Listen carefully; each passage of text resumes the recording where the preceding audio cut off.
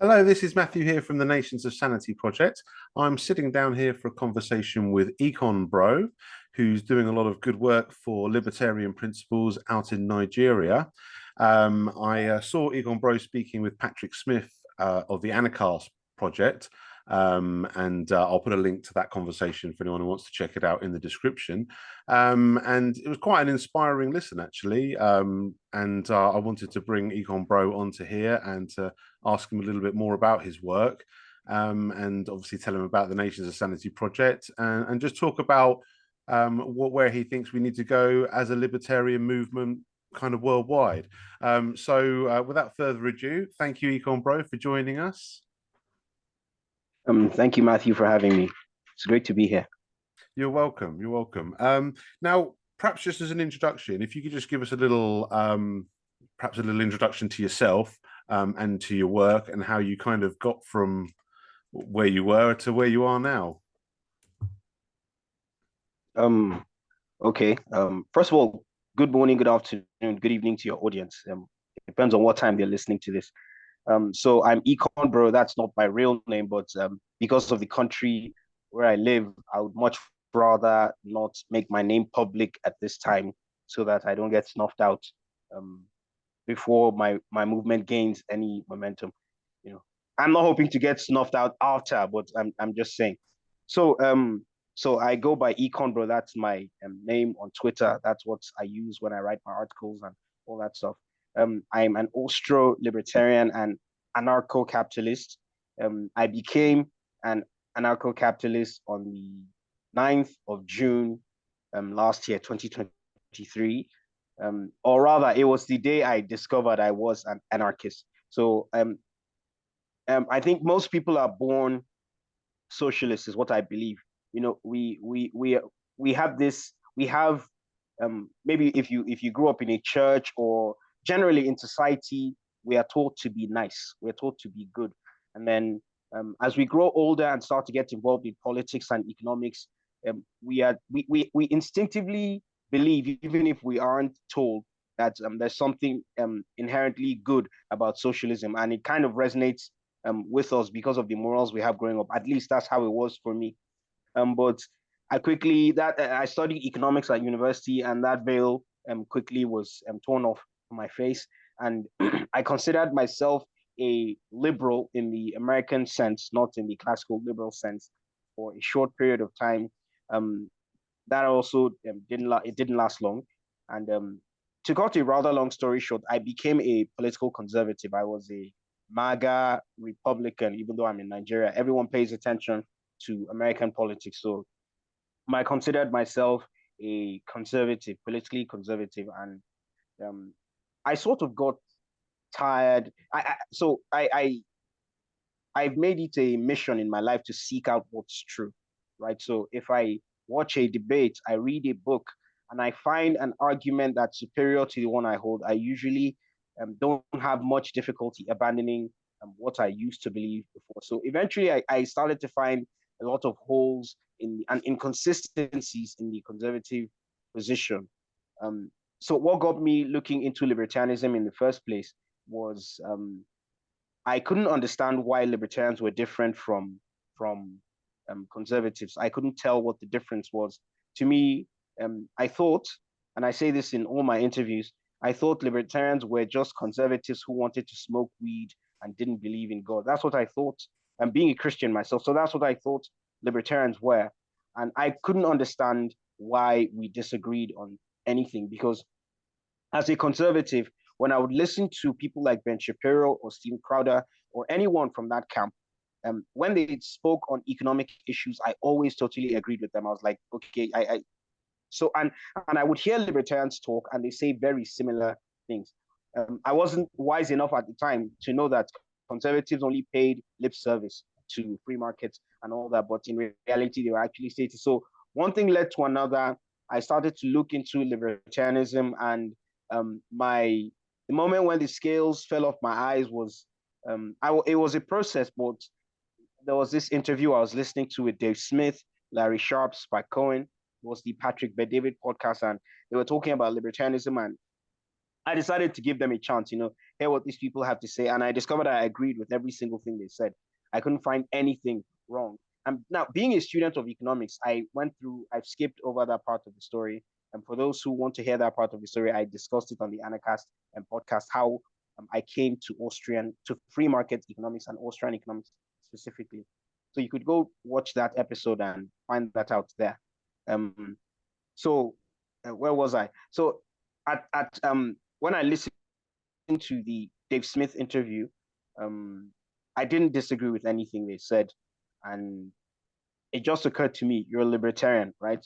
And I started to use the label libertarian, and they say it takes 6 months to go from libertarian to anarchist, and I genuinely, for some people, it's much quicker than that. I genuinely believe that because it happened to me. The more I learned libertarianism, the more I read libertarian literature, the more I despised the idea of the state. And one day, it was as I said, on the 9th of June of last year, 2023. It was a Friday evening. So I remember the exact date and time, because I was at a hotel. I was going to host my first ever Austro-Libertarian seminar the following day. Right, so that's why I remember the date. And I was on a space with ANCAP Radio, and Matt Smith was there, Doug Casey, a couple of great libertarian thinkers were there. And so they gave me the opportunity to speak, and it occurred to me, because they all identify as ANCAPs, as anarchists. And it occurred to me, I am what these people are. And then I said it for the first time, I am an anarchist, and then since then I've worn the label very, very proudly. And I've been doing my best to, I don't want to say subvert the state, because that could be interpreted wrongly in this part of the country.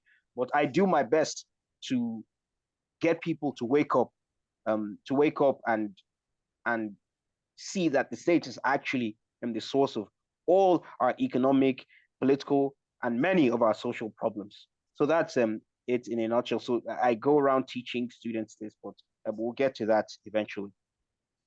Yeah, I mean, yeah, I would, like I say, I'll put a link in the description for the conversation you had with Patrick, obviously, where you go into a lot more detail in your journey. I do recommend people check that out, because it is a very interesting listen, and it was, as I say, it was what inspired me to reach out to you and contact you. Now, obviously, one of the things you do speak about in that interview is the reason why you go by EconBro, and why, obviously, you live in a country where using your own name might be risky for you. Particularly with the work you're doing. One of the things that I also wanted to kind of ask you about, and you kind of touched on it there with regards to your journey, because a lot of people have like different names. Obviously, you can call yourself a libertarian, you could call yourself an anarchist, you could call yourself an ANCAP, you could call yourself a voluntarist. I mean, for me personally, I like voluntarist, because I find libertarian often has, as you quite rightly said, has a lot of misunderstandings about it. A lot of people just think you're a conservative who smokes weed, or something of that ilk. Or they think you're like a minarchist, so they think that you're kind of, you want more freedom, but you still want the government, which makes you very similar to a lot of conservatives. And even anarchist. I mean, the problem is with all these terms, I use voluntarist because a lot of people don't know what that is, and then I have to explain it, and then that allows me to. Whereas if I say I'm a libertarian, they might think I'm something different without asking. Or if I say I'm even an anarchist, even that often has a lot of different pictures in people's minds, often negative pictures of like chaos and destruction, and there's a lot of images that are associated with anarchism that aren't always representative of anarchism as we speak about it. And as you say, going from libertarian to anarchist, I mean, I always say really they should be the same thing, because an anarchist is just a consistent libertarian. It's the same principle of individual self-ownership, the non-aggression principle, and property rights. What's the kind of I mean, I know you spoke about this a bit with Patrick, but I just wanted to ask you again in a bit more detail. But I lost you there for a second. Oh, sorry, you got me again? Can you hear me now? My connection is quite unstable here, so it just rained. And okay. Nigeria, Yeah, yeah. Can you hear me Well, I okay can hear you now? clearly now. Okay. Yeah. What's the sort of reception you get from people? Just tell us a little bit about the kind of reaction you get when you're trying to talk to people about this. And what's the method? Because I know that you spoke a lot about inflation. What are the main kind of like bullet points you really try to get people to understand when you're trying to introduce them to libertarian principles? Okay, before I go into that, I would like to say that I think I'm going to switch labels from anarchist to voluntarist because I actually see how that because when people hear libertarian, they have ideas in their minds. When they hear anarchist, as you rightly said, they think disorder, chaos, lawlessness. But when they hear voluntarist, nobody knows what that is. So I think going forward, I'm going to use that. I'm not going to throw away the ANCAP label altogether, but I would go by voluntarist because that way people are nobody assumes they know what you mean. So thank you for that strategy is what I'm trying to say. I'll use that going forward. Um, an interesting thing, a friend of mine who is Nigerian but lives in the United States, back in my conservative days, he was trying to convert me to libertarianism, and we had horrible arguments. We're great friends, but we just never agreed. And eventually, I turned to libertarianism, and I reached out to him, and I apologized to him for how much of an a-hole I was at the time. And he told me he's a voluntarist, and so I see why that's important. That's just um, um, by the way. So as for my messaging, um, as I said on the other podcast, the biggest problem here is inflation, right? We have a currency that's losing value literally every day. Things are getting worse, and people need answers to the questions. We have the regular mainstream economists and analysts talking all that nonsense about supply.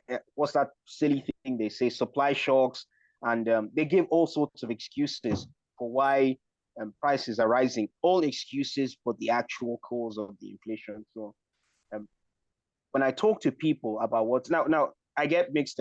On Twitter, I don't have much success on Twitter. I think I've only been able to convert maybe about 10 or so people on Twitter.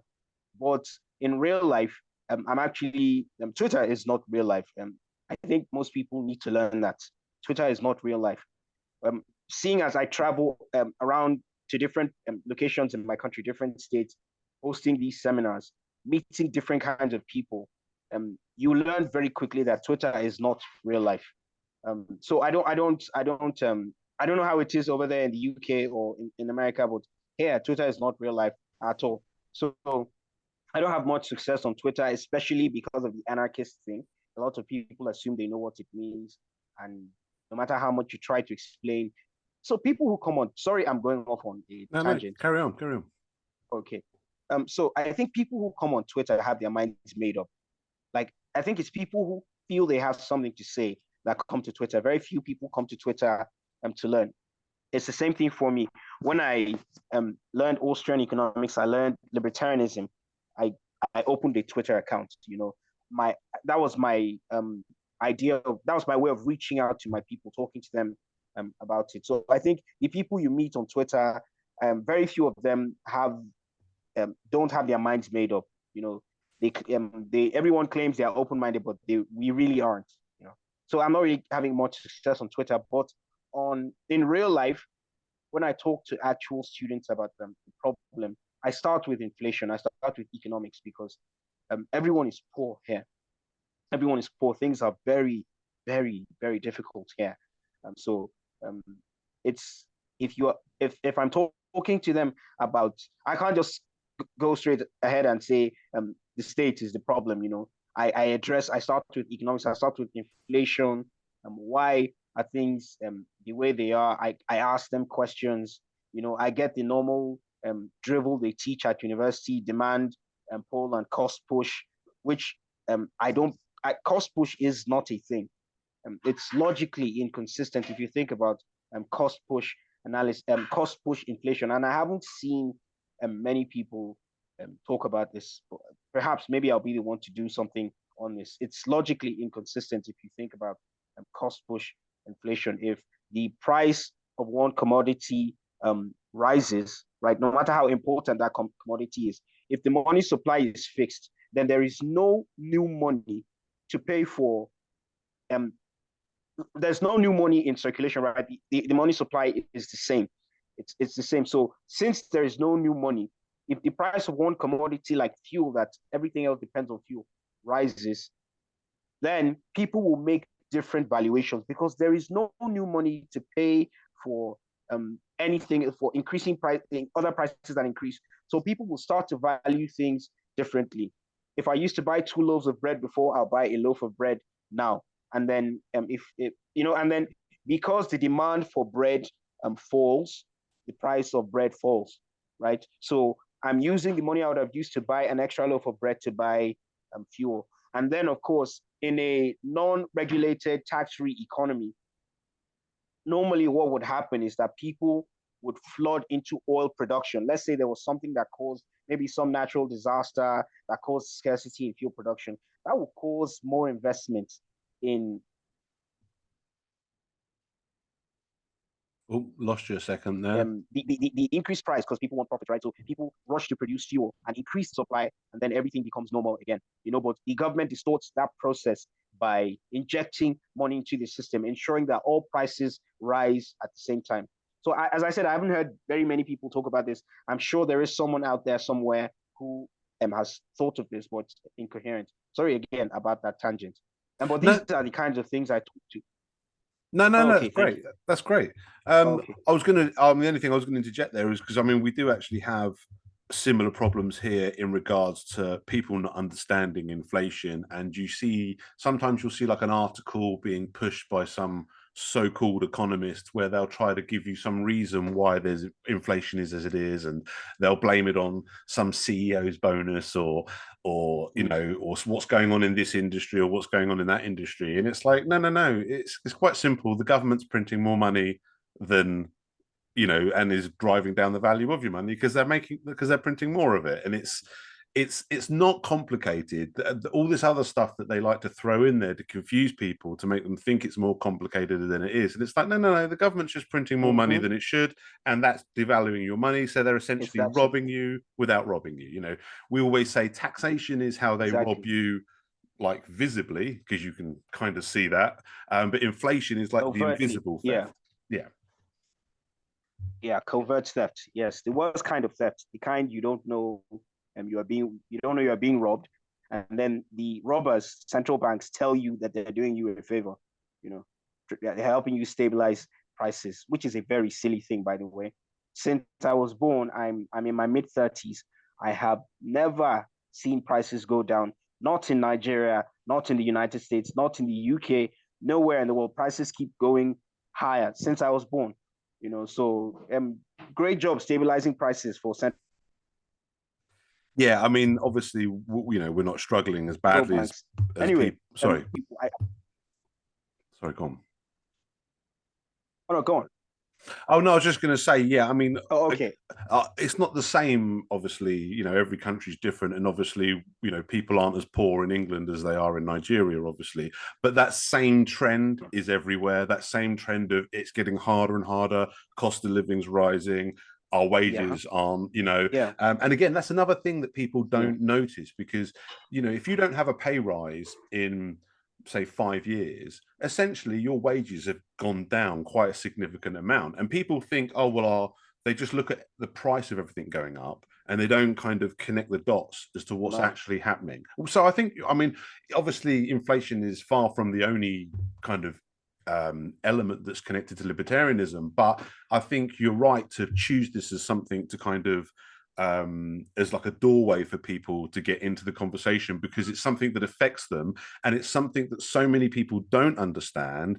And if more people did understand it, I feel like so much progress would be made to getting them to understand a lot of other things that the other thing as well is once you start uncovering these things, you see how they're all connected. You see the common denominator, i.e. the government, that's causing the inflation, that's causing the taxation, all the other little interferences with the market that they make. And as you say, it's never for good. There's never been one time in history where they've done something and people have actually benefited from it. It's always made things worse. It's always made things more expensive. Even often when they print the money, they'll do it under the pretense of helping the poor, but it's Yeah, only the rich people that can yeah. benefit from it because they get to spend it before the devaluation. Then they put it into the money supply, and by the time any of that money comes into our hands, it's worth a hell of a lot less. So Yeah, Cantillon effects, as they're called, what you just described. So for me here, when I talk to them about inflation, I don't. We have I'm sure you heard this on the Anarchast show.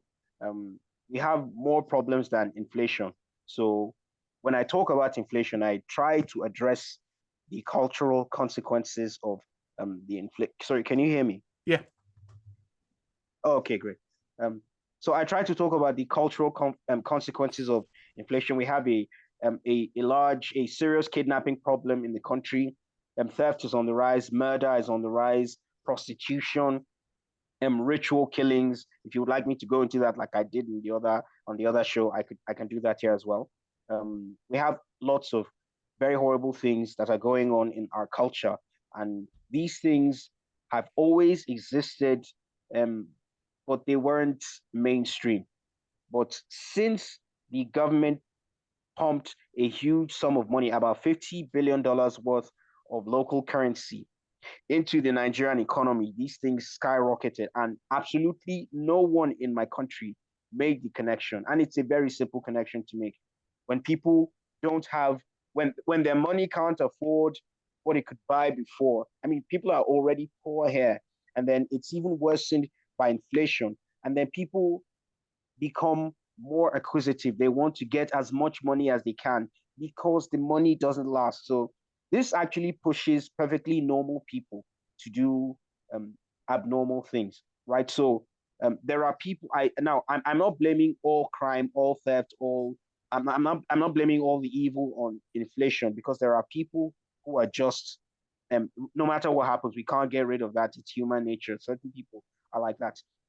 Now there are people who would, no matter how hard things get, would never do evil. There are people like that as well. But the vast majority of society are willing to compromise to do things they would not do, um, um, to do things they wouldn't normally do when things get tough.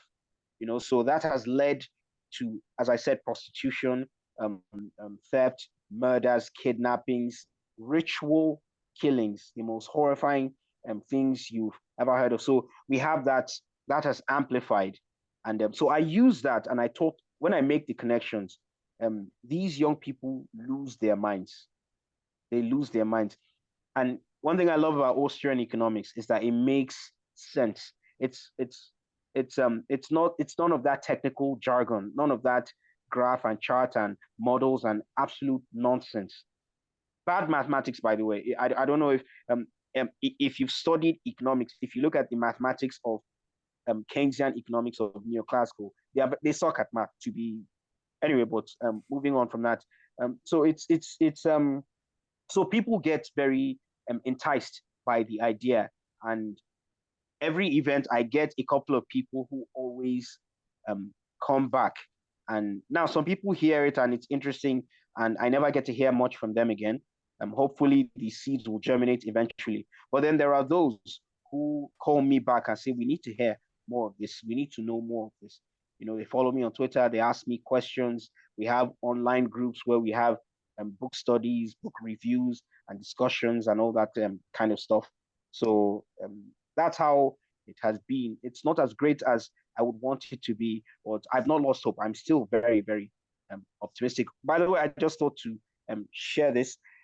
I got permission from the Mises Institute to print their books. So this is the case against the Fed that I printed and I gave out to the students for free. And then this is Anatomy of the State. I would have loved to print Man, Economy and State, or The Theory of Money and Credit, or something much bigger. But of course, because these books are small, so it's pretty easy to print these books. So I give them out to the students to read for free, absolutely for free, to read these things. And then when they get hooked, because the case against the Fed deals with inflation. I tell them to replace Fed with the Central Bank of Nigeria, and it's the same. And then Anatomy of the State has a brilliant way of getting people to see that the emperor has no clothes, right? So these are the starters that I gave out to them. People don't have the culture of reading PDFs here. We like physical copies. I don't know why that's. I think it's the same way for me. But in my experience, when they read these, they're interested in learning more. And then I just direct them to the Mises Institute, send them links to other books, and then people are learning and they're growing. Again, it's slow, but I believe something, I hope, I pray something will come out of it. So that's pretty much it, I guess. And you were doing some fundraising to help fund that work as well, weren't you? Yes. So the first ever one I hosted, I got help from a very wonderful friend of mine, and put some of my money and then hosted the first one.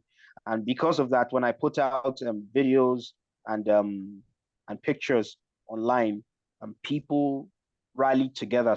A couple of people, and helped me out with cryptocurrency, which was what I used to host and the last one. And I've had like tiny meetings in between where I don't give out books or do anything of the sort, but I just talk to them, and we just have like 4 hour long lectures. It's nothing special. We don't rent a big hall. We just do it anywhere.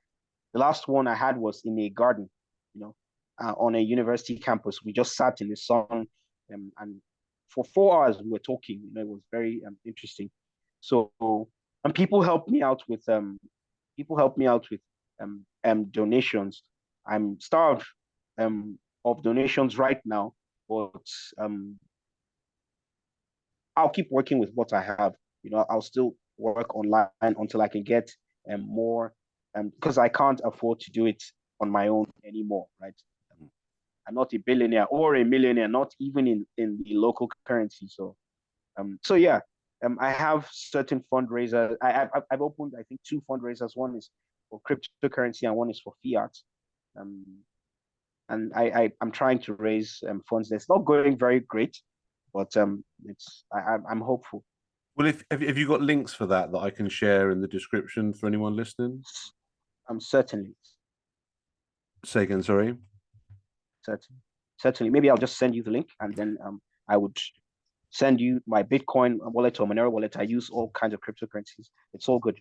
Yeah, okay. Well, I'll include that in the description for anyone who wants to contribute, because I think the work you're doing is very important, not just for Nigeria. Obviously, it is important for Nigeria, but I think it's important because the thing is as well, one of the things that I like to do with my own projects and reaching out to people is I think libertarians need to try to connect a little bit more.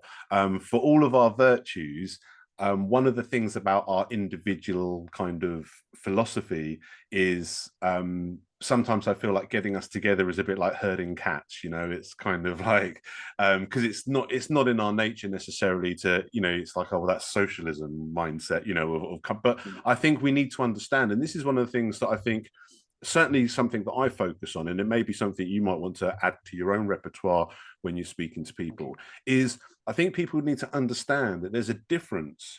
Because like when you think about like socialism, a lot of people like start out as like socialism in their hearts. I think the reason for that is because they're looking at the virtues of it. I mean, even like communism, if you take that kind of ethos of each according to their need and each according to their ability. Each according to his ability, yeah.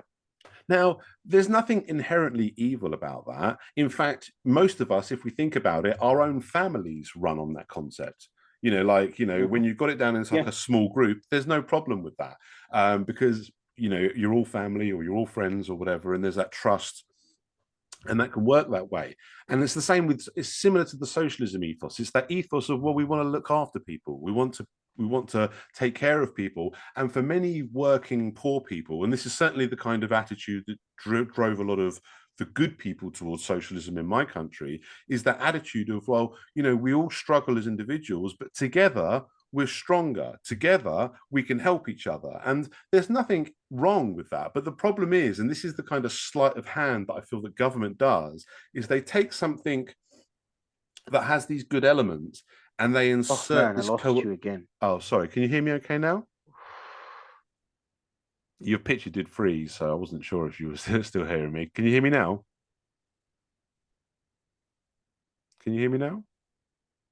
I, yeah, I lost you for like 30 seconds. I Okay. missed a large chunk of what you said. Okay. Well, I was just talking I about apologize. Internet here is pretty bad. no, it's not your fault, and we'll make do. We'll make do the best we can. Um, no, all I was saying really is like communism and socialism, they have their virtues, but the thing that makes them inherently evil isn't the let's get together and help each other. It's the coercion. It's the violation of individual Mhm, rights. It's the violation of property rights. And I think one of the things that people need to understand is we can still work together, we can still come together, we can still have mhm. collectives, but we need to have all of those systems without the Yeah. coercion, because it's the coercion that corrupts it. It's the reason why government doesn't work isn't because we've got a bunch of people together in common cause. It's because we've got a bunch of people forced together. And when you give an entity this kind of authority, like, you know, that saying power corrupts and absolute power corrupts absolutely, that's borne out in government because they have the power to rule. Of course, they're going to abuse that power. It's almost like, you know, it's inevitable. It's almost like when people complain about government, one of the approaches I often take is, well, what do you expect? You've got a coercive organization that's robbing you, and then you moan that they're not spending your tax money where you want it. Well, of course they're not going to. You know, it's not, excuse me, it's not like with a company, if you go to a restaurant and they start serving you bad food, you won't go there anymore. But your government serves you up bad food, to stretch the analogy, but you still have to pay for them. It's like over here we have an NHS, a National Yeah. Health Service.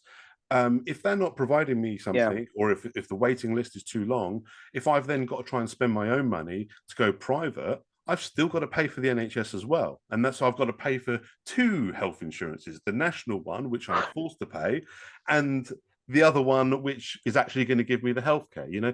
So I think this is another important thing. And it's certainly something that I focus on a lot. And although I do think you're doing the right thing by really attacking things like inflation because of the real world implications, I think that's another very important point that's worth, if you're not already doing it, worth adding to your repertoire, is just to kind of point out to people, because I think people think that people lose the distinction between rulers and leaders.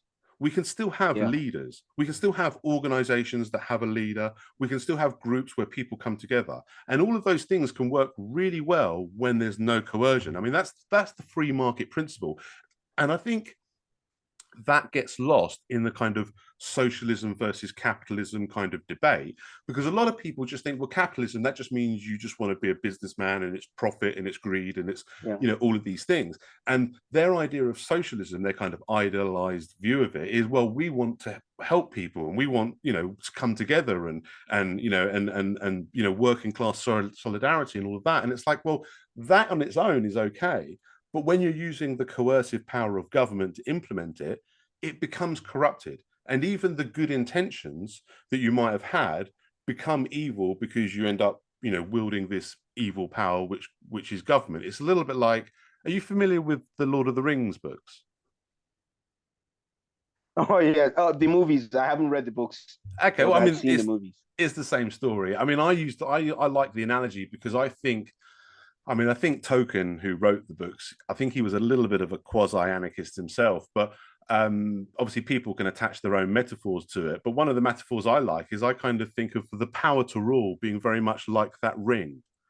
And we're fools if we think we can wield it for good, because it will always corrupt to evil. It's like trying to use the ring of power. No, we just need to destroy that ring. That Yeah. that ring shouldn't be there. And this is probably a good little segue to introduce my own little project, which the Nations of Sanity project. And the idea of that is it's basically based on the assertion that crime and law can and should be defined by the concept of individual self-ownership. And the basic idea, a bit of a pipe dream, but the idea is basically saying, look, if we establish the non-aggression principle, this libertarian principle, as the law through a universal peace agreement, not through a ruling authority, because obviously a ruling authority would be criminal under this principle, but if we established it as the terms of peace, if our society had that established as the kind of formalized understanding of what is and isn't a crime, because that's another thing I think people need to understand is, we have lawmakers, people who make laws, and that's wrong, because what is and isn't a crime is, it's logically deducible from the concept of individual self-ownership. We don't need a king to tell us that rape and theft and murder and assault are crimes. We don't need a government or a democratic majority to tell us that, because if we start with the presupposition that everybody has a right over themselves, then just like 1 + 1 = 2, the logical step is, well, then of course, if you own you, then of course I don't have a right to rob you, attack you, and any of these things. And that also defines rightful ownership, because if you build a house, that's obviously your house. Or if you pay somebody else to build the house for you, then that's obviously your house.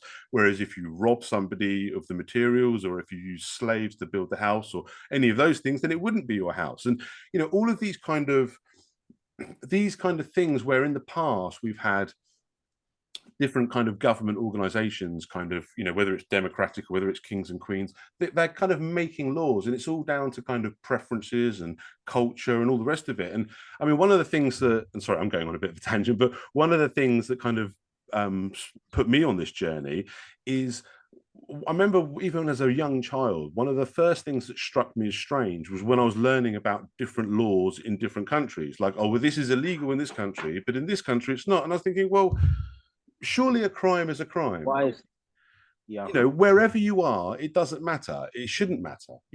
And there's kind of lots of little things like that. And although I do think you're right that a lot of people have a kind of socialist heart, because I think that connects to us in our kind of brotherly, sisterly, we want to work together, we want to be together. I think there's that recognition in people.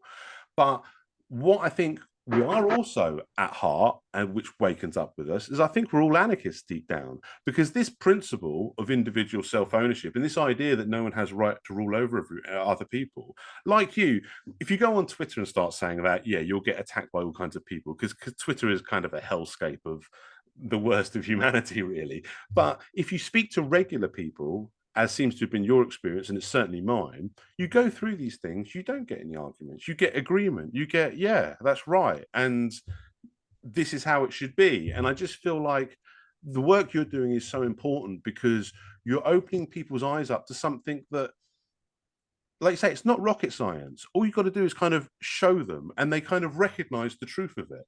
For them, I know there's obviously exceptions, but for the most part, I feel like the truth resonates with us, and the logic of it is another reason why it's so important. So, obviously, you do a lot of work with inflation and stuff like that, and obviously, with these books that you're doing, that you're obviously spreading around, people understanding property rights, and I think it'll all connect to them, to that bigger picture. But I just think if you're not, and you may already be doing this, so sorry if I'm kind of preaching to the choir, but one of the things I would encourage you to add to your repertoire is to point out that misconception, so people understand that, by all means, the traditional free market capitalism, that's all well and good, but don't think that you can't have collectives. You can, they just need to be voluntary. You can have leaders, but they need to be leaders and not rulers. We can have collectives that come together for common cause, because then you still got the free market principle of, this collective will only exist based on merit. If it's genuinely, I mean, that's the other thing I get from a lot of socialists who would tell me that some socialist system that they've got in their brain, they say, well, people would be better off under this. And I'm like, well, if that's true, you don't need to force them into it, because they would be better off under it. So I think that's another important point that's worth clarifying to people.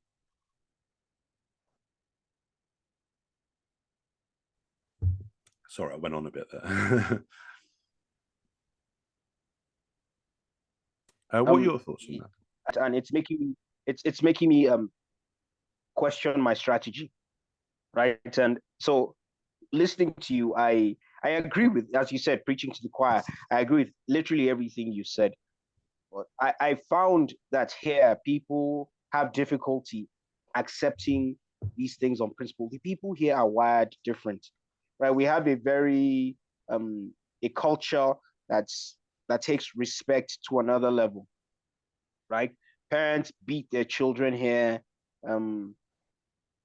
Basically, children, I mean, it's getting better. It used to be worse in the generations past, but it's getting a bit better. But there is still this thing, this respect for authority.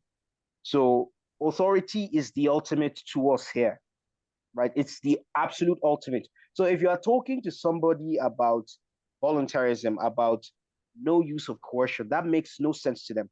That makes no sense because when he did wrong, he was beaten by his mother or his father. Now, I'm not making a judgment on that. I'm just explaining how Sure. things are here to you. So when you talk to people here about the principle of property rights, of individual responsibility, liberty, no coercion, they don't like to hear those things. It doesn't make any sense to them. All we know here is force. So we had a president who just thankfully left us. He got sworn out of office last year, and he used to be a military dictator in the past, in the 80s.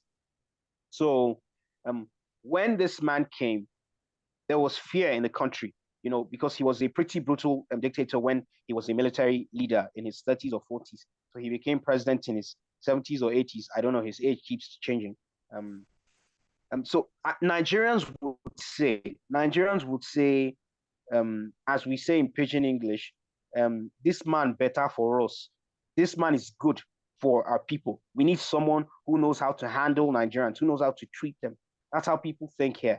So they don't see that's coercion is not, they don't see it as, they don't see anything wrong and with it, which is why. So I didn't just jump into inflation because I didn't choose inflation as my entry point arbitrarily, right? I thought through these things. I experimented. When I spoke to people about coercion, not using force, nobody paid attention to that stuff. They were like, Ogbeni, Komodie, you're talking nonsense, and they give you some ridiculous analogy. But when I talk to them about economics, and thankfully I'm decent in my understanding of economics, when I talk to them about it, I break it down to them in as simple terms as at least as I can, and they agree with me. Then they start to question, if he's right about this, what else is he right about? So they're receptive. And then I start to push in these other ideas. So economics is just the gateway. It's that's how I turned to libertarianism. I started from economics. Right? Maybe that's because I am an economist by training. Maybe that's why, but I've actually seen it work on people because you address their problems, right? When you point out the flaws in the thinking of the government, and these people agree with you, they tend to accept other things you say as well. So that's why I do my work the way I do my work. But ultimately, my goal is to teach them what you've said. Yeah. Right? But this is just an entry point. I'm capitalizing on the fact that there is a problem, and everybody wants to. So there's a way people talk here, right? I'll every now and then I'll break into pidgin English. If you talk about property rights, Nigerians will say, now poverty rights we go chop, meaning are we going to eat property rights? If you talk about individual liberty, responsibility, they'll say, now responsibility with the chop, who that want help? As in, so that's how people are here. They pay no attention. But if you talk to them, this is why you are poor, they listen to you. They listen to you. And then when they are calm and they've listened, because they don't know that stuff, and they listen and they see you're right, they're more receptive to other things. I hope a time will come in this country where I would not have to use the inflation entry, where I would just talk plain principle and people would understand. But we're not there yet. We're completely different people here. Yeah, no, I understand. And to be honest, I think you're doing the right thing there. And even with my suggestions of adding in these other bits, I wouldn't say instead of your current practice, because I think you're doing the right thing. Because, and to be honest, it's not, although obviously people are different from around the world, but to a certain extent, people are similar over here in that regards. They care more about how it's affecting them and the real world implications. And that's really kind of where you've got to talk to them first. And so I think you're doing right. So I wouldn't, don't take what I'm saying as discouraging you from what you're doing, because I think what you're doing is exactly what you should be. Yeah, I completely get that. Yeah. But I just think that one of the things that people, one of the there's a lot of misunderstandings that we have to kind of try to like clarify with people. Like, for example, the non-aggression principle. Sometimes people will mistake that for a pacifist principle. And you know, and we have to obviously clarify. No, it's not. It's not about pacifism. And this comes to the whole a little bit with the authority thing as well. It's like, you know, because people don't want to live in a society that's completely undisciplined, where they think that people are just going to be left to run amok. And we can, and again, that's another thing that I do with this whole kind of saying that the law can be established this way is, you know, under the non-aggression principle, by saying that, like, you know, when it comes to what actually is a crime, objectively definable as a crime, we can be very, very diligent in how we enforce that. It's not about being soft. You know, real criminals should be dealt with harshly. It's about making sure that that's not arbitrary. Because even because that's the other thing. It's like I go to people who, for example, who are very kind of supportive of the idea of law. They want law and order. They don't want, you know, chaos in the country, which I can understand. But I point out to them that if we have an objective law that's consistent, which is what the non-aggression principle would be as law, then that law can be enforced far more effectively. But when we pollute the very concept of law with all these other arbitrary laws, you dilute the law enforcement. You know, like I always say, regardless of what you think about drug taking, all the police resources and manpower that's put into the drug war is police resources and manpower that isn't keeping your streets safe, that isn't dealing with real criminals. So it's, for me, I think, I mean, and again, it's different with different people, but there's I think so many of the things that people have as like a natural resistance to this are often misconceptions. And I think, you know, they think, well, you know, because a lot of people say, well, people need leaders, and it's like, yes, and leaders can be a good thing, but they can't be rulers, and we need to understand that difference. And it's the same with the collectives. It's the same with the law and order. Yes, we can have law and order, and we should have law and order, and we should, you know, it should be enforced diligently, and we can come down hard on real criminals because we don't want them mucking up our society, but we don't want to undermine that effort by allowing a corrupted process that creates laws and creates arbitrary laws and stuff like that. So yeah, I mean, I would say that what you're doing, you know, don't let me deter you in any way with what you're doing, because I think you're doing exactly the right thing by taking something like inflation that has these very real world felt implications that people can, you know, properly understand. And as you say, and once you've got them into that conversation, then you can start connecting those other dots, you know, to other things. It looks like you've had a bit of a light out there. I lost you again. Can you hear me okay? Wow, this thing is lagging again. Your picture freezes now and then, but I could hear you pretty well most of the time. Okay. So I was saying the power went out, so that's why everything changed. You know, Nigeria. You know, so I'm using a lamp to record this. Yeah. So I agree with everything you said, and I don't think for a second that you were trying to get me to change my strategy at all. I understand where you're coming from, and I appreciate it. I appreciate that as well. So another thing I wanted to ask you about is when you're sort of speaking to people. So obviously you talked to them about inflation. What's the kind of reactions you get? I mean, do you find that they understand the inflation thing quite well as you explain it, or do you get a lot of confusion when you're trying to get people to understand it? I don't think I've met any person in real life, not on Twitter. I don't think I've met a single individual who didn't get it once I explained it. Right? They always understand. So I believe there are certain truths that can be known a priori, right?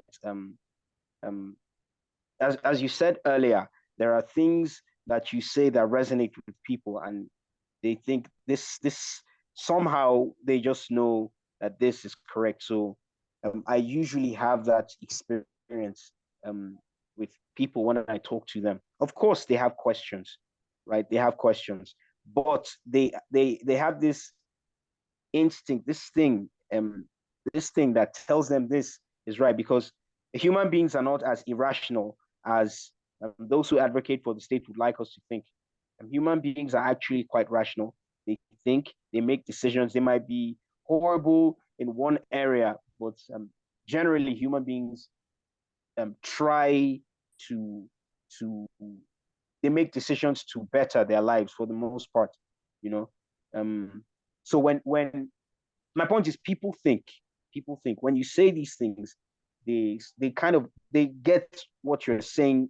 Even so, I have a friend, right? We're always arguing, um we're always arguing about this stuff. And whenever I say something, he always goes, I know these things you're saying. And I know for a fact that he doesn't know what I'm saying. He just heard them for the first time coming from my lips. But it occurred to me that he knows these things after I explained them instinctively. Something tells him this is correct. I was talking to someone, and I get this all the time as well. When I talk to certain people, um, they tell me this thing is so simple. Sorry, you cut out then. Why doesn't the government just do things they do out of malice? Because when they hear me speak, it's common sense to them. So why would our leaders do this? And then I asked them a simple question: did you know it before I told you these things? And then it dawns on them, right? Oh, sorry. What was the last thing you heard? No, I did catch it. It kind of caught up with you, so I think you because you said it's like it's so simple, and then it Okay. cut out, but then it kind of fast forward, so it did then give you what you said. So yeah, I Okay. caught Um, okay. So I always get that thing where people think, um when I say it is so simple to them that they wonder why the government doesn't do this. And um I have to tell them they don't do it because they don't know. It's not like in the West, where I believe, as I said on the other podcast, that I believe the leaders in the West, the rulers in the West, are malicious. I don't think they mean well for the people. When I see a Justin Trudeau, a Joe Biden, even a maybe not as much for a Donald Trump, when I see the prime minister in Australia and many of these countries, I know that these people, even if they don't know better, they have people around them who know better. And I think they do it out of malice. Here, there are, of course, bad people, but I believe for most of them, I think they just don't know any better, which is one of the reasons why I do what I do. I just hope that I don't rise to the top and find out I'm wrong, and then these people are just plain evil. But I doubt that's actually what's happening. So I guess in some what led me on this tangent is saying that people instinctively know that these things are true when you talk to them about it. yeah, So that's my experience. yeah, I agree, and I think our for all the things we've got against us in the work we're trying to do, and there's a lot of things. Obviously, it's a very David and Goliath kind of mission to try to, spread liberty in a statist world. But for one of the things that's in our favor, obviously the truth is on our side and the logic of it and stuff like that, but also, as you say, it's not rocket science. And when you say it to people, they understand it quite simply as if they already knew it, because I think in a certain level they did already know it, but sometimes you just need to hear somebody say it. I mean, that's when that's how it has been for Yeah. me as well. I mean, not just I believed in the non-aggression principle before I ever heard the term non-aggression principle. I always Yeah. say that I Yeah. was an Yeah. anarchist before I It's was I an think it's anarchist. common sense to not hurt or aggress against anyone except in self-defense. Exactly, and I think that's one of our weapons, is the fact that this is common sense and it is something that you don't need to be a genius to understand. It is. I mean, in a certain extent, it's what we all learn as like children.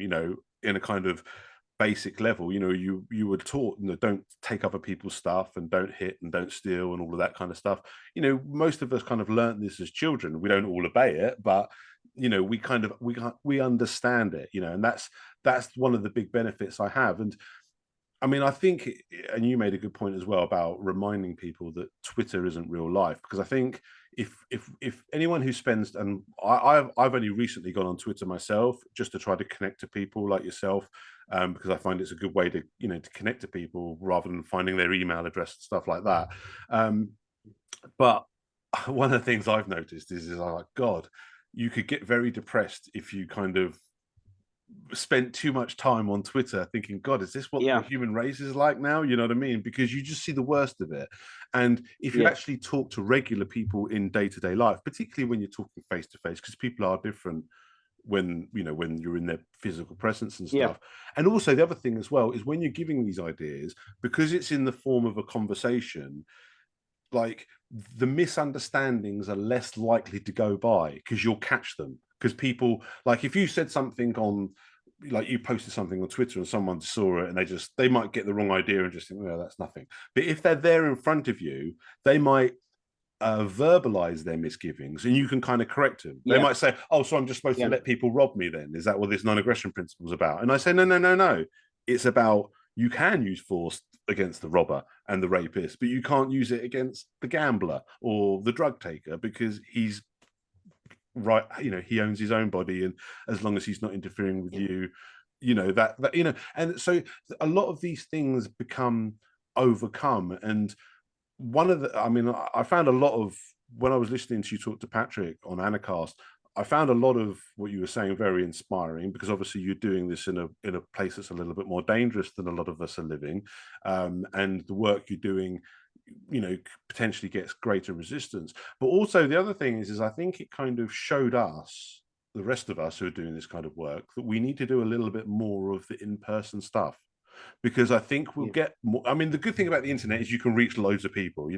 If you've got a big audience, I don't have a particularly great big audience, but there is that in theoretical thing. You can release a video, if it went viral, millions of people could see it.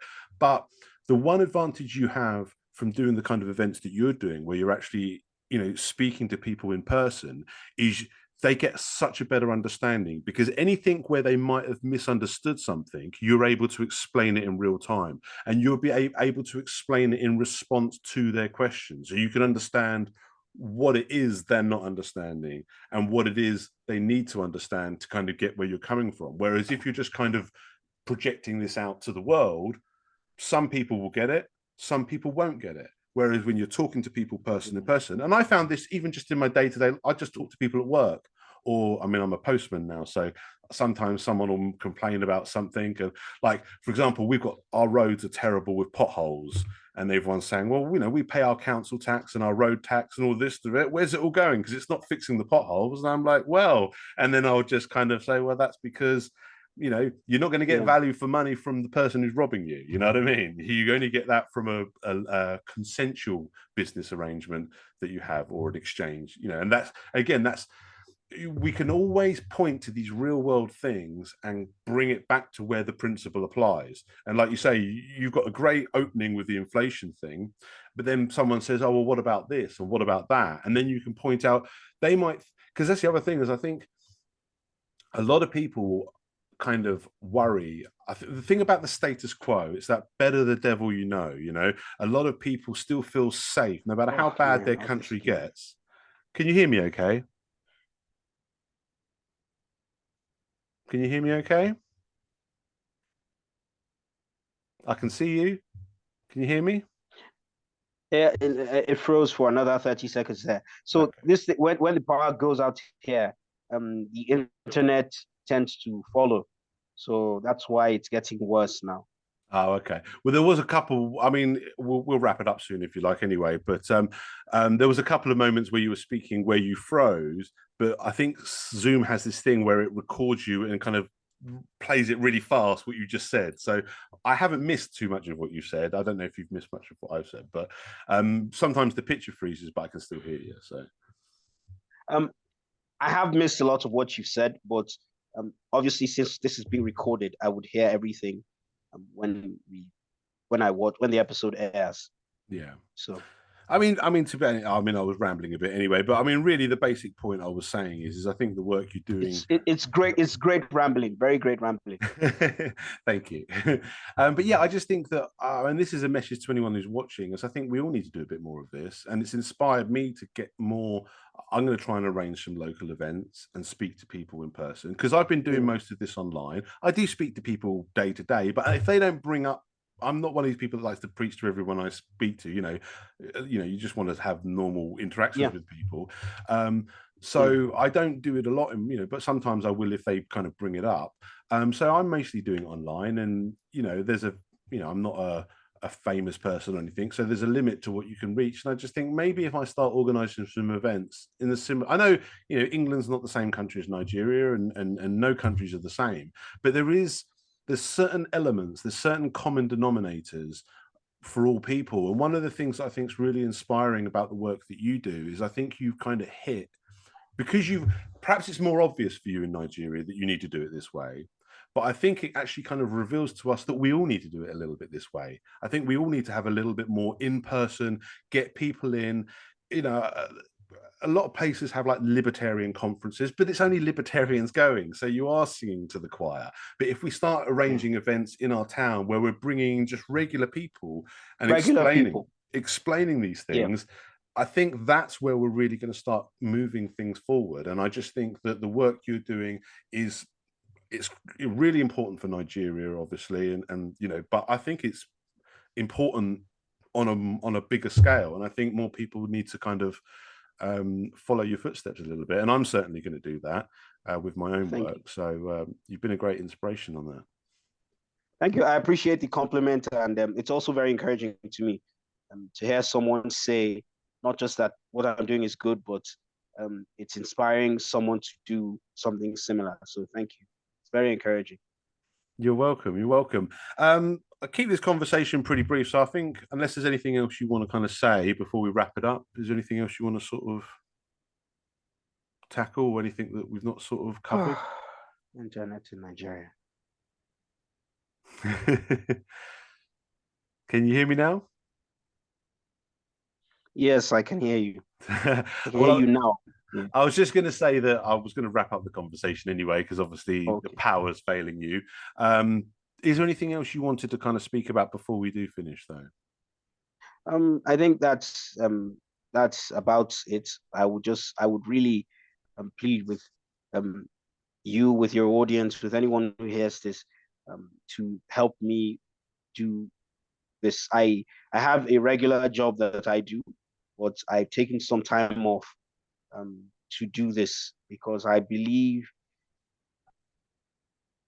the West is going mad, right? The West has become crazy. I mean, when I was a kid, the West was much better than it is now. I mean, it wasn't perfect then, but it was much better. Growing up in the early 90s, it was much better. There is total insanity today. And I've said this on a couple of shows that I've been on. I think Nigeria, I think parts of the world that are unfamiliar with these ideas have at this point a better shot of getting it right than in the West. So I use this analogy. There's something called the Mpemba effect. It's a thing in science. Hot water, right, hot water freezes faster than room temperature lukewarm water. It's a thing in science. You could go and look it up. So I think that's a principle in life. In the West, you have almost 50-50 split between right and left, between sanity and insanity. But here, everyone is leftward. So there's only one direction and we can go. And when I'm teaching these new, exotic, interesting, compelling ideas, and people hear them, as I've said, only one direction. We can't, if we go any leftward, we would turn to Maoist China or Stalinist Russia or something. So there's only one direction we can go. That's right, I mean that both on the political spectrum and right as in just, as in correct. So that's the only direction left for Nigerians to go. And I would really love to get as much, every little bit counts. of support to do to continue this work. As I've said, I use the money to print the books. The events are recorded. The students follow me on Twitter. You can ask any one of them in secret whether I sell the books or sleep with the girls, or you can ask them. I'm doing none of that. I'm doing this to try my best to change my country. I have no other country. I don't have a fortune that I can afford to run to the West. And the West, as I said, is going to hell. So I don't mean that literally hellfire. I mean things are getting terrible in the West. So I might as well just fix this place, because where else is there to turn at this point? So I would appreciate whatever help I can get. Sorry for that rant. Thank you very much. No, that's great. And like I say, I'll get you to send me all the links, and I'll make sure I include them in the description. So anyone who's watching this, and I will very much encourage people to donate, because if there's ever a cause, I don't think they could pick a better cause for libertarianism than the work you're doing. As I say, it's not, I think it'll be great for Nigeria, but it's also, I think it's great for the overall libertarian project that is it's a worldwide movement. And I think the only way we're gonna the only way we're going to get anywhere is with a bit of help from each other, and a bit of that together strong ethos. And just to kind of wrap things up, I will sort of say, because obviously I think people need to remember as well, like with the political compass, obviously you've got like the left and right, but then you've also got the other dimension, which is like the authoritarian and versus libertarian. the free. Yeah. And I think one of the things I would, and again, don't let me kind of deter you from your current path, because I think the work you're doing is very good. But I think another thing you can also just bear in mind when you're speaking to these people is they don't need to throw the baby out with the bathwater. And because you're not going to convert a left winger to a right winger, you're not going to make a liberal a conservative. But so rather than moving someone from the left to the right on that compass, just bring them, whether it's up or down, whichever one, the freedom. I think it's more important to move them on that libertarianism. Yeah, the y-axis. Yeah, the y. That's perfect. Yeah, the y-axis. So I think far be it from me to give you advice, because I think the work you're doing is really great. Don't change too much, because you're already doing great work. But that's the only thing I would kind of add, is my own kind of advice to it, is just sort of say, don't forget, like our focus is on the y-axis, and why you do want to wake people up economically, because it's all connected. But don't try to turn a liberal into conservative, because you could just turn them into a voluntarist liberal. And the same with the conservatives. I don't try to turn conservatives into liberals, because I always say that like libertarians are like right wingers economically, but more right than them, and we're like left wingers socially, but more left than them in that regard. And that's the thing. It's like, well, the conservative people, because a lot of people have conservative mindsets, freedom doesn't need to be scary for them, because that gives them their property rights, that gives them a more coherent law that can be enforced more, and they can have the order that they want. It just doesn't get to be arbitrary and corrupt. And then people on the left wing, they can pursue collective pursuits, they can look for social justice, and they can have social freedom. But they again need to understand this, it all needs to be based on this consistent principle. So yeah, I would just kind of wrap up this conversation. Anyone listening to this, I strongly encourage you to help out Econ in any way that you can.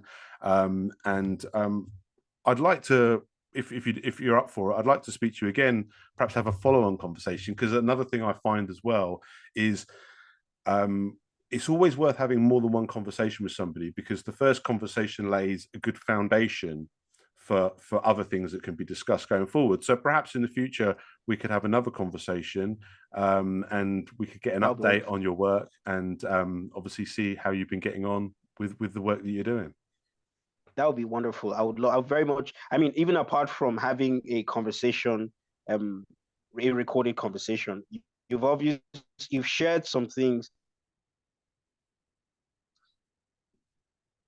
Oh, lost you again. That have got me thinking. The y-axis thing.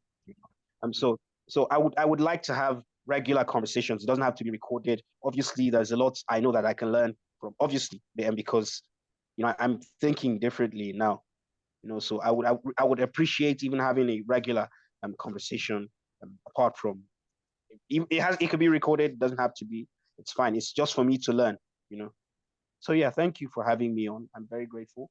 I don't know if you're a Christian, but I would say God bless you, um, whether or not you're a Christian, because I am. So I'll thank you for having me.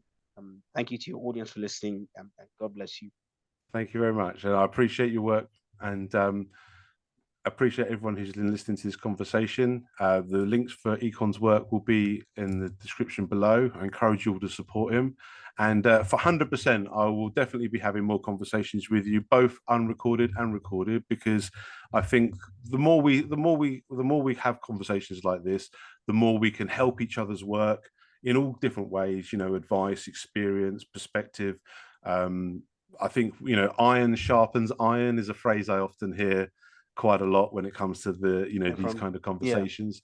So thank you very much, Econ. Thank you everybody who's listening, and watch this space because we will be speaking again.